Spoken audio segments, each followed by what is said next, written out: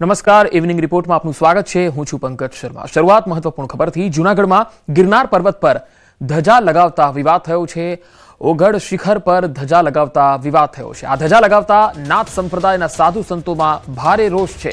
સાધુ સંતોએ બે સમાજ વચ્ચે વૈમનસ્ય ફેલાવવાનું કાવતરું ગણાવ્યું છે। ડીવાયએસપીને આવેદનપત્ર પાઠવીને રજૂઆત કરાઈ છે। સાધુ સંતોએ કાયદેસરની કાર્યવાહી કરવાની પણ માંગ કરી છે।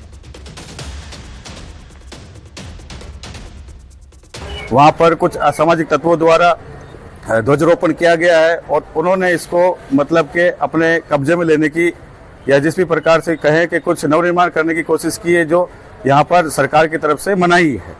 तो हमारा यही कहना है सरकार से भी और सभी लोगों से, सनातनवासियों से, कि भाई इस प्रकार की कोई अप्रिय घटना महाशिवरात्रि के मेले में या कदाचित आगे कभी ना घटे।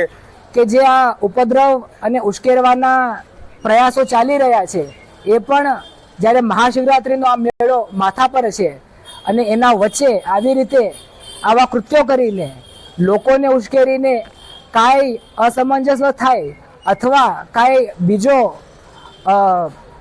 કાંઈ નાના મોટી ઘટના બને એવી કોઈની ઈચ્છા નથી। ઠાકોર સમાજનું બંધારણ તોડવાનો મામલો, સિદ્ધપુરના પૂર્વ ધારાસભ્યની પ્રતિક્રિયા। નાની મોટી ભૂલો થશે તો તેનું નિરાકરણ થશે। સમાજની જનરલ બોડી નિરાકરણ કરશે। રાસ ગરબાને ડીજે ગણવું કે નહીં તે સમાજ નક્કી કરશે। 22 લાખથી વધારે ઠાકોર સમાજનું આ બંધારણ જોડાયેલું છે। ક્યાંક નાની મોટી સમસ્યાઓ ઊભી થઈ છે, હું ના નથી પાડતો। એ સમસ્યાનું અમારી જે જનરલ બોડી છે, જે 3 તાલુકાની બોડી, 3 જિલ્લાની બોડી છે, પાટણ, બનાસકાંઠા અને વાવ થરાદની જે બોડી છે, એમાં મુખ્યત્વે જ્ઞાનીબેન છે, કેશાજી છે, અમરતજી છે, હું છું, અમે બધા જગદીશભાઈ ઠાકોર છે, અને બધા ભેગા થઈ અને નાના મોટા જે સમાજમાં ઇસ્યુ છે એનું સોર્ટ આઉટ કરીશું। પાટણના સાંતલપુરમાં ઠાકોર સમાજનું બંધારણ તોડવાનો મામલો। લગ્ન પ્રસંગમાં આયોજિત રાસ ગરબાના કલાકાર શીતલ ઠાકોરે નિવેદન આપ્યું। સોશિયલ મીડિયા પર કલાકાર શીતલ ઠાકોરે કહ્યું, ઠાકોર સમાજના બંધારણમાં રાસ ગરબા ન કરવા તેવો કોઈ ઉલ્લેખ નથી। ઠાકોર સમાજ દ્વારા માત્ર ડીજે પર પ્રતિબંધ મૂકવામાં આવ્યો છે। ઠાકોર સમાજનું બંધારણ અમે તોડ્યું નથી। પહેલા સમાજના બંધારણને જાણવું જોઈએ। ઠાકોર સમાજની અંદર જે પણ બંધારણ કરવામાં આવ્યા હતા એમાં ક્યાંય રાસ ગરબાનો પ્રોગ્રામ ના કરવો કે લગન ગીતનો પ્રોગ્રામ ના કરવો આ વાતનો ઉલ્લેખ કરવામાં આવ્યો નથી। ઓનલી ફોર એ લોકોએ ડીજે ઉપર પ્રતિબંધ મૂક્યો છે। તો કોઈ જગ્યાએ રાસ ગરબા કે લગન ગીતનો પ્રોગ્રામ ના કરવો આનું બંધારણ કર્યું જ નથી, એટલે અમે એ બંધારણ તોડ્યું નથી। બરાબર છે? તો પહેલા તમે બંધારણને જાણો અને સમજો, પછી કોઈ વાતમાં ઇન્ટરેસ્ટ લો। ભરૂચના આમોદમાં રખડતા શ્વાનનો ત્રાસ। રખડતા શ્વાનોએ 3 બાળકો પર હુમલો કરી દીધો। મોહમ્મદી મસ્જિદ પાછળના વિસ્તારનો આ બનાવ છે। ગંભીર રીતે ઘાયલ બાળકોને હોસ્પિટલમાં ખસેડાયા છે। બાળકોના આંખ, માથાના ભાગે ગંભીર ઈજાઓ પહોંચી છે। 2 બાળકોને ભરૂચની સિવિલમાં રેફર કરાયા છે। આ ઘટનાને લઈને વિસ્તારમાં ભય છે, રોષનો માહોલ જોવા મળ્યો। સ્થાનિક રહીશોએ રખડતા શ્વાનોના વધતા ત્રાસ સામે ગંભીર ચિંતા વ્યક્ત કરી અને તાત્કાલિક આમોદ નગરપાલિકાના મુખ્ય અધિકારી સમક્ષ રજૂઆત કરી। લોકોએ રખડતા શ્વાનોને તાત્કાલિક પકડી યોગ્ય કાર્યવાહી કરી અને માંગ પણ કરી છે કે જલ્દી કાર્યવાહી થાય। સુરતમાં રખડતા આખલાઓનો ત્રાસ છે। પલસાણાના વરેલી ગામે આખલાઓનો આતંક જોવા મળ્યો। અહીંયા આખલાઓ લડતા લડતા સોસાયટીમાં ધસી ગયા। આખલાઓની લડાઈમાં સોસાયટીમાં પાર કરેલા વાહનોમાં નુકસાન થઈ ગયું। આ તસવીરો જુઓ। ફરીવાર લડત લડતા આખલા દુકાનમાં ઘૂસી આવ્યા। દુકાનમાં આખલાઓ ધસી આવતા દુકાનદારે પણ ભાગવું પડ્યું। દુકાનોમાં રહેલ સામાન અને બહાર વાહનોમાં નુકસાન।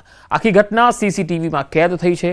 ફરી એક વખત આ તસવીરો તમે જોઈ શકો છો કે કેવી રીતે આ રખડતા આખલાઓ છે એ રાહદારીઓને તો નુકસાન પહોંચાડે છે, પરંતુ દુકાનદારોને, વેપારીઓને, વાહન ચાલકોને પણ ખૂબ જ નુકસાન પહોંચાડે છે।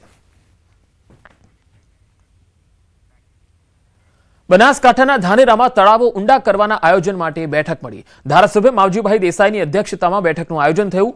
તાલુકાના 30 તળાવોને ઊંડા કરવા માટે ધારાસભ્ય અને એનજીઓ આગળ આવ્યા। નર્મદા પાઇપલાઇનથી જોડાણ કરવા તેમજ તળાવોને ઊંડા કરવાના મુદ્દાઓ પર વિસ્તૃત ચર્ચા કરવામાં આવી। આ પ્રયાસો દ્વારા ભૂગર્ભ જળ રિચાર્જ કરવાનો મુખ્ય હેતુ છે। તળાવ દીઠ 2 લાખ રૂપિયા ધારાસભ્યની ગ્રાન્ટમાંથી વાપરવામાં આવશે, તો 4.5 લાખ રૂપિયા એનજીઓ મારફતે વાપરવામાં આવશે। સાથે જ તળાવો ઊંડા કરીને સફાઈ કરવામાં આવશે। નર્મદા કેનાલ મારફતે પાઇપલાઇનથી આ તળાવ ભરવામાં આવશે, જેથી તાલુકાના ભૂગર્ભ જળ ઊંચા આવશે।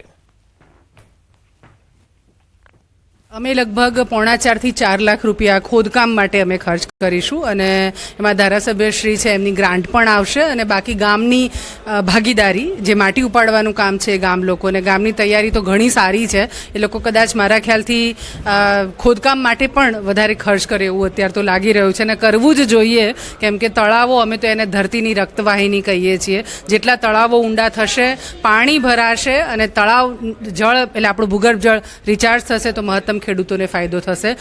આજે ધાનેરા તાલુકા માટે જળ સંચય માટે કરી અને આપણે વિચરતી સમુદાય જે મંચ છે VSSM એમાંથી મિત્તલબેન પણ આવ્યા હતા અને સમગ્ર ધાનેરા તાલુકાના આગેવાનો અને સરપંચો બધાને બોલાવી અને જે પાણી માટેની ધાનેરા તાલુકામાં મોટી સમસ્યા છે એ માટે કરીને આજની મિટિંગ હતી.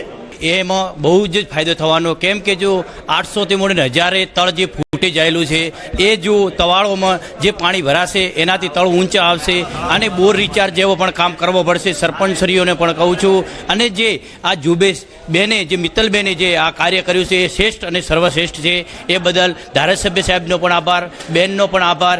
700 થી 800 ફૂટે પાણી તળ પહોંચ્યા છે. મિત્તલબેન અને માવજીભાઈ ધારાસભ્ય તથા ભાજપના આગેવાન ભગવાનદાસ સર્વ આગેવાનોના પ્રેરણાથી મહેનતથી ગામોના તળાવ ઊંડા થશે અને ગામના લોકફાળાની ભાગીરથ કામ સરપંચશ્રીઓ ગ્રામજનો હાથે રાખી અને કાર્ય કરીશું, ઉત્સાહભેર કાર્ય કરીશું. દરેક કાર્યમાં સફળતા મળે એમાં દરેકનો સાથ સહકાર મળે. મિત્તલબેનનો ખૂબ આભાર. ભરૂચના જંબુસર તાલુકાના નોંધણા ગામે ખેતરોમાં પાણી ભરાઈ જવાથી ઊભા પાકને નુકસાન થયું. સારોદથી જંબુસર નગરને પીવાના મીઠા પાણીની લાઇનથી ખેડૂતોને નુકસાન વેઠવાનો વારો આવ્યો. નગરપાલિકાની અંડરગ્રાઉન્ડ પાણીની લાઇન ઓવરફ્લો થવાના કારણે ખેડૂતોની હાલત કફોડી બની. કપાસ, તુવેર અને દિવેલા સહિતના પાકને નુકસાન ગયું. આ મામલે ખેડૂતોની વારંવાર રજૂઆત કરવા છતાંય કોઈ નિરાકરણ આવતા નહીં. ખેડૂતોમાં રોષ જોવા મળ્યો છે. ખેડૂતોએ આક્ષેપ સાથે વહીવટી તંત્ર પાસે પાક નુકસાનના વળતરની માંગ કરી છે.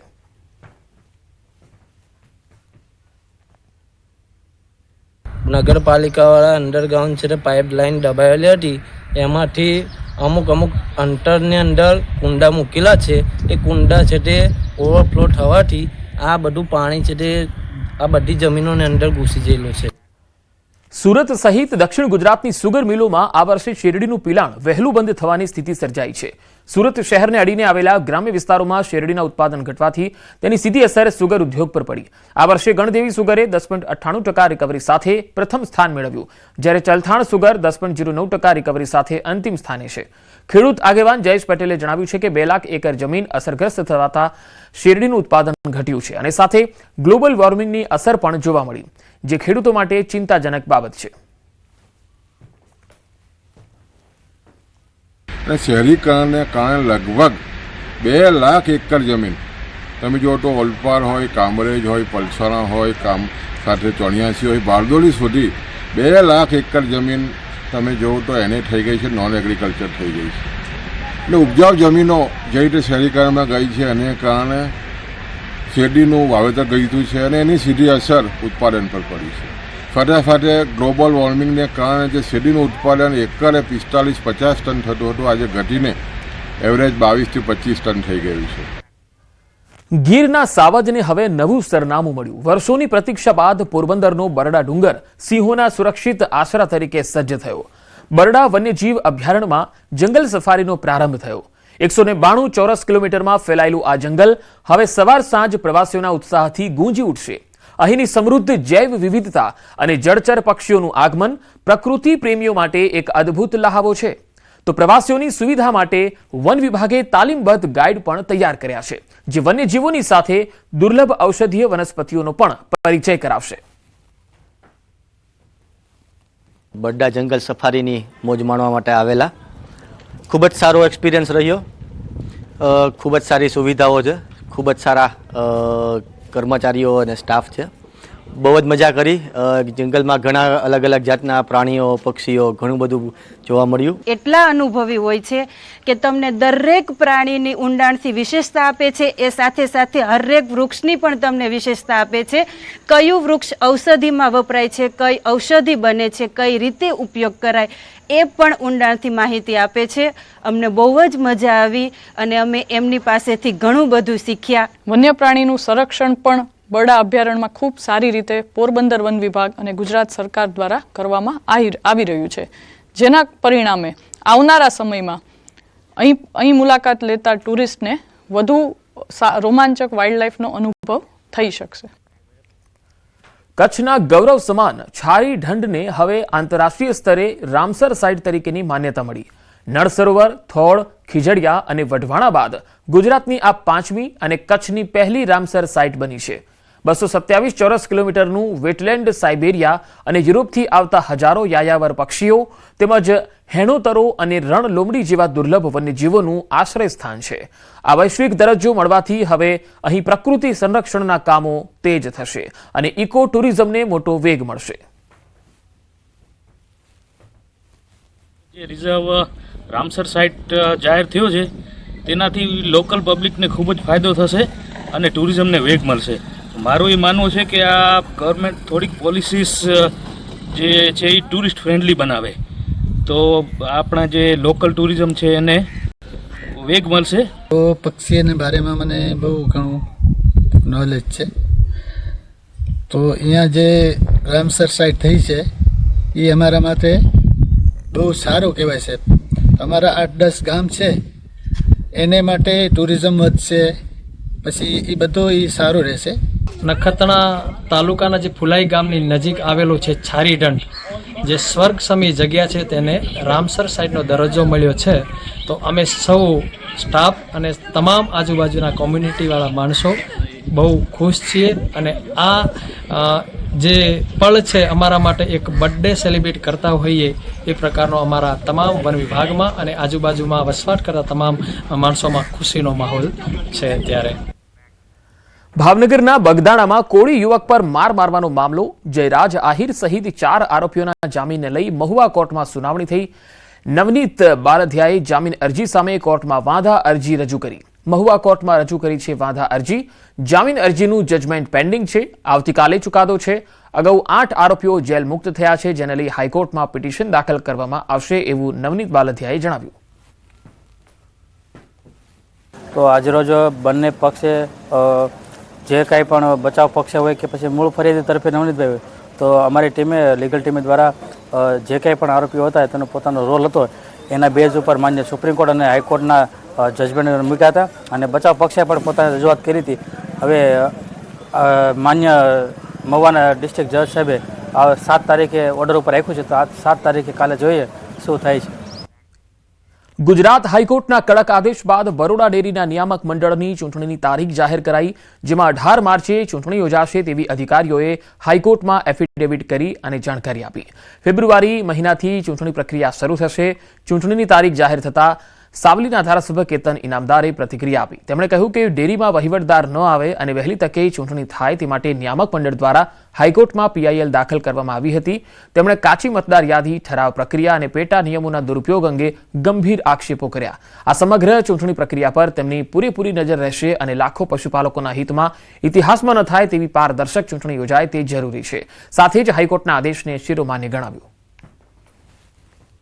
પણ સરકાર ડિપાર્ટમેન્ટને યોગ્ય કારણો પણ આપ્યા હતા કે ભાઈ આ ચૂંટણીનો વિલંબ થવાનું કારણ અધિકારી એટલે જે તે ડિપાર્ટમેન્ટ હતો બરોડા ડેરી પોતે જ છે એવું એફિડેવિટ પણ કરી આપ્યું હતું. તે છતાં પણ જ્યારે ચૂંટણી આવી છે અને ચૂંટણીની તારીખ ડિક્લેર થઈ છે, તો હું ચૂંટણીની તારીખને ચૂંટણીને આવકારું છું કે આ વખતે 18મી માર્ચની જે ચૂંટણી થાય એ ચૂંટણી ખૂબ અલગ રીતે થાય અને ઇતિહાસમાં ના થયો હોય એવા નિર્ણયો લેવાય અને નિર્ણય જે લેવાય એ પશુપાલકના હિતમાં લેવાય. એટલે આ કાચી મતદાર યાદી પાકી બને એ વખતે જ આવનારા વાંધાને પણ ધ્યાનમાં રાખવામાં આવે અને સાથે સાથે પેટા નિયમોનો દુરુપયોગ ના થાય.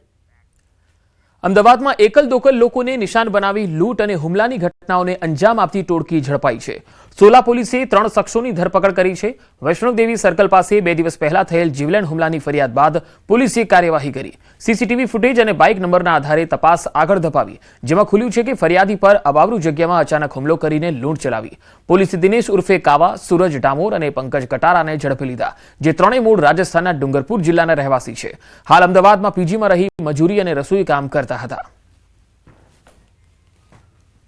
આ કામમાં 3 આરોપીઓના નામ ખુલવા પામ્યા છે અને ત્રણેય આરોપીઓને એકનું નામ છે દિનેશ સંતોષભાઈ ડામોર છે, બીજાનું નામ છે સુરજ મુકેશભાઈ ડામોર છે, ત્રીજાનું નામ છે પંકજ નાથા નું નામ છે. અને ત્રણેયને આ ગુનાના કામમાં સોલા પોલીસે અટક કરી હાલ આગળની તપાસ અમો ચલાવી રહ્યા છે. આ લોકો અવાવરૂ જગ્યાએ પહેલેથી ઊભા રહે અને એકલ દોકલ કોઈ માણસ આવે તેનો મોબાઈલ, તેની પાસેથી રોકડ રકમ, અન્ય કોઈ વસ્તુ હોય તો લૂંટી લેવી અને જો પ્રતિકાર કરે તો એને ચપ્પોથી ઇન્જર કરી અને લૂંટી નીકળી જવાનો એમનો હેતુ હોય છે. શિક્ષણ રાજ્યમંત્રી રીવાબા જાડેજા જૂનાગઢના પ્રવાસે આવ્યા. પ્રવાસ દરમિયાન તેમણે શહેરની વિવિધ શૈક્ષણિક સંસ્થાઓની મુલાકાત લઈ શિક્ષણની ગુણવત્તા, ચાલતી પ્રવૃત્તિઓ, સુવિધાઓ અંગે વિગતવાર માહિતી મેળવી. ખાસ કરીને પીએમ કન્યા શાળા નંબર 4 પ્રાથમિક શાળાની મુલાકાત મંત્રીના પ્રવાસનું મુખ્ય આકર્ષણ રહ્યું. તેમણે વિદ્યાર્થીઓ સાથે બેસી મધ્યાહન ભોજન લીધું અને બાળકો સાથે રમત રમી વિદ્યાર્થીઓ સાથે સંવાદ કરીને અભ્યાસ, રસ અને શાળાકીય વાતાવરણ અંગે જાણકારી પ્રાપ્ત કરી. ધોરણ 8ની વિદ્યાર્થીને લખેલ બાળ સાહિત્ય પુસ્તકનું તેમણે વિમોચન કર્યું. વિદ્યાર્થીઓની સર્જનાત્મકતા અને લેખન ક્ષમતાની પ્રશંસા કરી. આ સાથે જિલ્લા શિક્ષણ વિભાગ સાથે રિવ્યુ બેઠક યોજી વ્યવસ્થાઓ અંગે જરૂરી સૂચનો કર્યા. બાળકોમાં વધતા મોબાઈલના વ્યસન અંગે વાલીઓને અપીલ કરી. અત્યારના બાળકોએ આવતીકાલનું ભવિષ્ય બનવા જઈ રહ્યા હોય ત્યારે શિક્ષણ ક્ષેત્રે કોઈ પણ કચાશ ના રહે અને દરેક બાળક એટલીસ્ટ કોલેજ સુધીનું શિક્ષણ છે એ ગ્રહણ કરે એ અમારી જવાબદારી છે. કે બને એટલું અત્યારના સમયમાં પહેલા આપણે બાળકો રમતા તો એના અંદર ખેંચવા પડતા, હવે આપણે બાળકોને બહાર કાઢવા માટે પ્રયત્ન કરીએ છીએ કે આપણું બાળક મોબાઈલમાંથી નીકળી અને મેદાનમાં, રમતગમતના મેદાનમાં વધારે સમય વ્યતીત કરે. ત્યારે ખાસ મારા માધ્યમથી વાલીઓને વિનંતી કે મેક્સિમમ આપણા બાળકોને કોઈને કોઈ એક સ્પોર્ટ્સમાં આપણે એનરોલ જરૂર કરાવીએ અને મોટિવેશન આપીએ, એટલે ફિઝિકલ ફિટનેસ અને આ મોબાઈલનું જે દૂષણ છે એ વ્યસન ના બને. પાટણ નગરપાલિકામાં નવીન